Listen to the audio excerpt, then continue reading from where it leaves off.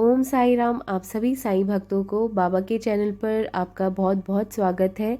आज हम अध्याय 10 का अध्ययन करेंगे, श्री साईं सच्चरित्र अध्याय 10, और सभी मिलकर पाठ करिएगा। बहुत ही खूबसूरत अध्याय है, ज़रूर सुनिएगा। बाबा सब पर कृपा करेंगे, सबकी मनोकामना पूर्ण करेंगे, तो ज़रूर सुनिए आप सभी भी ये अध्याय। तो चलिए आरंभ करते हैं आज का अध्याय। अध्याय 10, श्री साईं बाबा का रहन सहन व दिनचर्या। पादुका कथा। श्री साईं बाबा का रहन सहन व दिनचर्या। श्री साईं बाबा ने तरुण अवस्था में भी कभी केश नहीं कटवाए थे। इसके पीछे ऐसा भी कारण माना जाता है कि वे अयोनिज थे, तेज रूप थे, अतः उन्हें केश कटवाने की आवश्यकता भी नहीं थी। वे सदैव एक पहलवान की तरह रहते थे। उनका शरीर भी कमोवेश पहलवान जैसा ही था। श्री साईं बाबा शिरडी से 3 किलोमीटर दूर राहता में जब जाते थे तो वहां से गेंदा, जूही, जई के पौधे ले आते थे और उन्हें जमीन को स्वच्छ करके वहां रोंप दिया करते थे। इतना ही नहीं बल्कि वे पौधों को अपने हाथों से सींचा भी करते थे। उनके एक भक्त थे वामन तात्या। तात्या उन्हें नित्य मिट्टी से बने 2 घड़े दिया करते थे। उन घड़ों से ही बाबा पौधों में जल सींचा करते थे। श्री साईं बाबा का नियम था कि वे स्वयं कुएं से पानी खींचकर पौधों को सींचा करते थे और संध्या के समय उन घड़ों को नीम के वृक्ष तले रख दिया करते थे। लेकिन तब एक चमत्कार यह होता था कि श्री साईं बाबा जब घड़े वहां रखते थे तो वे घड़े अपने आप ही फूट जाया करते थे। इसका कारण संभवतः ये भी हो सकता है कि वे घड़े बिना पकाए हुए और कच्ची मिट्टी के बने होते थे। अगले ही दिन तात्या उन्हें 2 नए घड़े दे जाया करते थे। यह सिलसिला 3 वर्ष तक चला।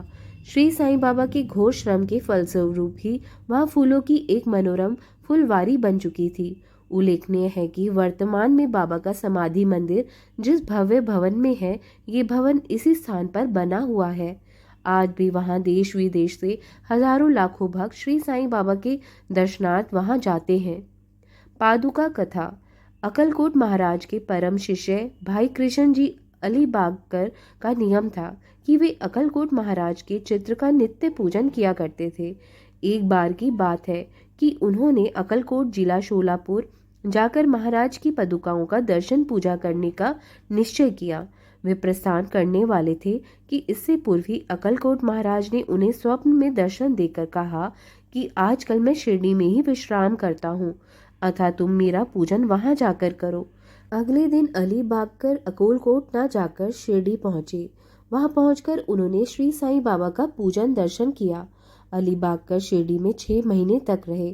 स्वप्न की स्मृति स्वरूप ही उन्होंने पादुकाएं बनवाई थी। बाद में शक संवत 1834 में श्रावण मास के शुभ दिन उन्होंने नीम के पेड़ के नीचे वे पादुकाएं प्रस्थापित कर दी। दादा केलकर व उपासनी महाराज ने पादुका स्थापना उत्सव विधिवत संपन्न करवाया।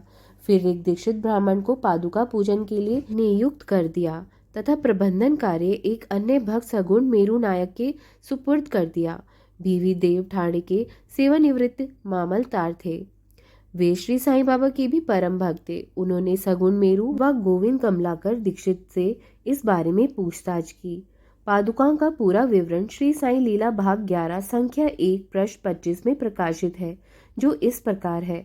शक संवत 1834 सन 1912 में बंबई के एक भक्त डॉक्टर रामराव कोठारे बाबा के दर्शनार्थ शिरडी पधारे। उनके साथ उनका कंपाउंडर तथा एक मित्र भाई कृष्ण जी अलीबागकर भी थे। कंपाउंडर व अलीबागकर की सगुण मेरू नायक व जी के दीक्षित से गहरी मित्रता हो गई। कुछ अन्य विषयों पर चर्चा के समय उन्हें विचार आया कि श्री साईं बाबा के शिरडी में प्रथमागमन व पवित्र नीम पेड़ के तले वास करने की ऐतिहासिक स्मृति स्वरूप क्यों न पादुका स्थापन कर दिया जाए। जिस समय पादुकाओं के निर्माण पर परस्पर विचार विमर्श होने लगा, उस समय अलीबागकर के मित्र कंपाउंडर बोले कि यदि इस बात का ज्ञान मेरे मालिक कोठारे को हो जाए तो वे मनोरम पादुकाएं बनवा देंगे। सभी ने इस प्रस्ताव को स्वीकार कर लिया। फिर कोठारे को इसकी जानकारी दे दी गई। जानकारी मिलने पर डॉक्टर कोठारे शिरडी आए और पादुकाओं की रूपरेखा बनाई तथा इस संदर्भ में उपासनी महाराज से भी खंडोबा मंदिर में मुलाकात की। उपासनी महाराज ने कुछ संशोधन कर कमल पुष्प बना दिए। साथ ही एक श्लोक भी रचा जो नीम के पेड़ की महिमा व श्री साईं बाबा की यौगिक शक्ति का प्रतीक है। श्लोक इस प्रकार है। सदा नीम वृक्षस्य मूलाधिवासाता सुधासे वृणम तित्यामिप्य प्रियम तम तरुं कल्वृक्षाधिका साधयंतम नमीश्वरम सद्गुरुम साईनाथम। श्लोक का आशय है कि मैं भगवान श्री साईनाथ को नमस्कार करता हूँ, जिनका समीप्य पाकर नीम का पेड़ कड़वा व अप्रिय होने पर भी अमृत वृष्टि करता है। इसमें अनेक रोगों से छुटकारा दिलाने का गुण विद्यमान होने के कारण इसे कल वृक्ष से भी श्रेष्ठ कहा गया है। उपासनी महाराज का यह विचार सबको भा गया, जिसे बाद में कार्य रूप में परिणत कर दिया गया। पादुकाएं बंबई में बनवाई गई और कंपाउंडर के हाथ शिरडी भेज दी गई। श्री साईं बाबा की अनुमति से पादुकाओं की स्थापना श्रवण मास की पूर्णिमा को कर दी गई। इस रोज जी के दीक्षित प्रातः 11 बजे पादुकाओं को मस्तक पर रखकर खंडोबा मंदिर से समारोह पूर्वक द्वारका माई लाए। श्री साईं बाबा ने पादुकाओं को स्पर्श करते हुए कहा, ये भगवान के श्री चरण हैं, इनकी नीम के पेड़ के नीचे स्थापना कर दो। एक दिन पूर्व ही बम्बई के एक पारसी भगत पास्ता शेठ ने 25 रुपए का मनी ऑर्डर भेजा था। बाबा ने वह रुपए पादुकाओं की स्थापना के लिए दे दिए। पादुका स्थापन में कुल 100 रुपये व्यय हुए। शेष 75 रुपये का चंदा इकट्ठा किया गया था। प्रारंभिक 5 वर्षों तक डॉक्टर कोठारे दीपक के लिए 2 रुपये प्रति माह भेजते रहे। उन्होंने पादुकाओं के चारों तरफ लगाने के लिए लोहे की छड़ें भी भेजी। स्टेशन से छड़ें ढोने व छप्पर बनाने का व्यय 7 रुपये 8 आने सगुण मेरू नायक ने दिए। वर्तमान में नाना पुजारी जरबाड़ी पादुका पूजन करते हैं। सगुण मेरी नैवेद्य अर्पण कर दीपक प्रज्वलित करते हैं। भाई कृष्ण जी पहले अक्कलकोट महाराज के शिष्य थे।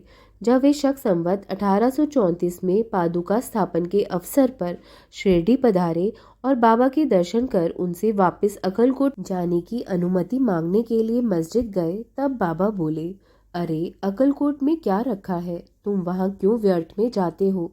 वहाँ के महाराज यानी मैं तो यहीं पर हूँ। जब भाई कृष्ण जी ने श्री साईं बाबा के मुख से ऐसा सुना तो उन्होंने अक्कलकोट जाने का विचार त्याग दिया। पादुका स्थापन के बाद वे अक्सर शिरडी आते रहते थे। बीवी देव ने अंत में लिखा है कि इन सब बातों के बारे में ग्रंथ लेखन हेमांड पंत को जानकारी नहीं थी, अन्यथा वे श्री साईं सचरित्र में यह विवरण अवश्य लिखते। ओम श्री साईं नमो नमः। ओम साई राम, ओम साई राम।